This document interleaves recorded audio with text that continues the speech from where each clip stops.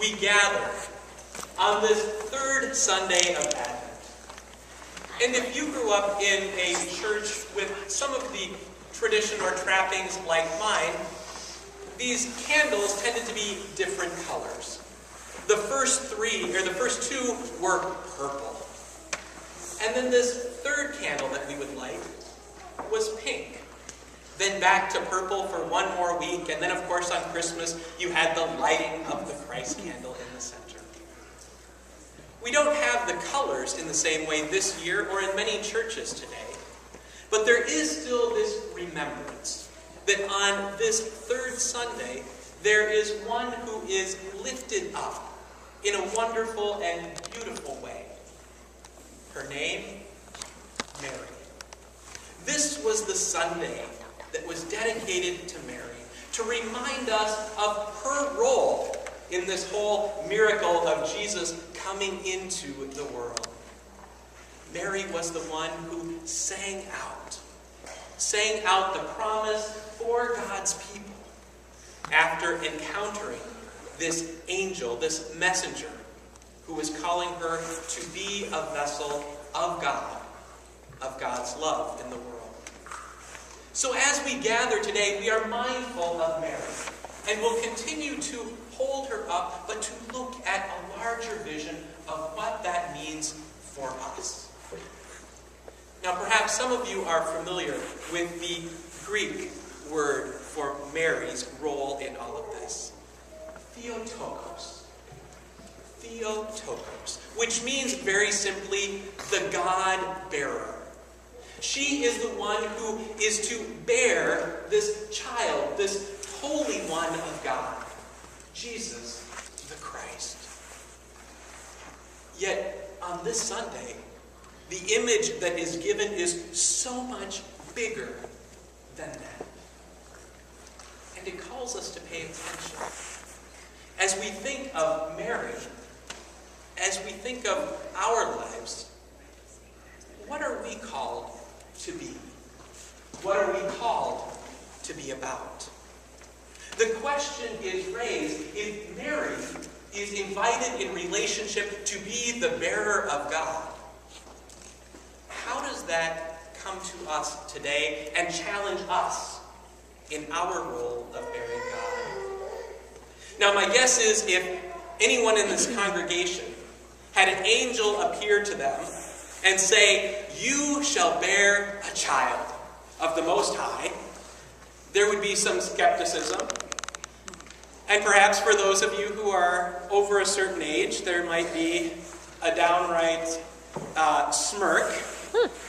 And for those of us who are men, we may kind of wonder what this is really all about and who's trying to pull a practical joke on this, right? But here, as we hear this story of a young woman, probably in her teens, 13, 14, 15, encountering this messenger who says there is a task, a vision for you. Will you take it on? Will you be the bearer of God? Imagine the shock, the awe. Imagine the knot in the stomach. And no matter who we are or where we are at on our journey, we should today be getting that same knot in our stomach. Because as we move back to this Old Testament, this Hebrew Bible lesson from Isaiah, it is about the people in community. It is about the prophet being lifted up and challenging the people to do what? To bear God. To be bearers of God's vision for the whole of Israel. And not just stopping there, but as Isaiah is pretty clear to announce throughout the writings, for the whole of the world. And this idea of the Jubilee, of living the Jubilee of our God. What does that mean? We know that this year was put out there as a vision for God's people. The reality is there is no sign that a Jubilee year ever took place. Why? Because it would challenge the people, and it would challenge the powers that be. Those who had been raised up, right, with the financial wherewithal, it would challenge them. The temple priests who had a particular way of operating and methods for making sure that people fell into line, it would challenge them. Those who were in government power, it would challenge them. And the people on the margins, what would happen if all of a sudden they believed that they had a voice, a place in the community, in the country? Order would be torn down, and there could be chaos. Holy chaos. And that is what we are invited to envision today, is this holy chaos of joy set forth by the prophet that invites us to think and then to act. What does it mean for us to be proclaimers of God's presence? What does it mean for us to go to the streets to say, God is here with us, dwelling in and around us and calling us to a new way of being? Perhaps some of you got a little bit of a shiver as we sang our first hymn today. We don't sing Christmas music in Advent, right? But Joy to the World has been relabeled an Advent hymn.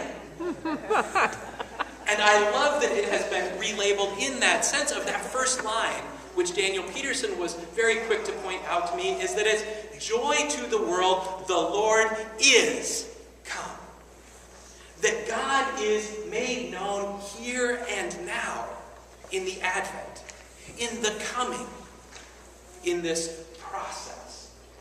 God is here and now and is laying claim to us, that we might go out and make sure that people know of God's work, God's life among God's people. That we might go out and speak a word to those who are hungry. That we might act on that work to make sure that people do not go without food. Especially in a state where the poverty rate has risen so significantly, particularly among children and youth. What does it mean for us to go out and to be a word of hope and action for those children and youth?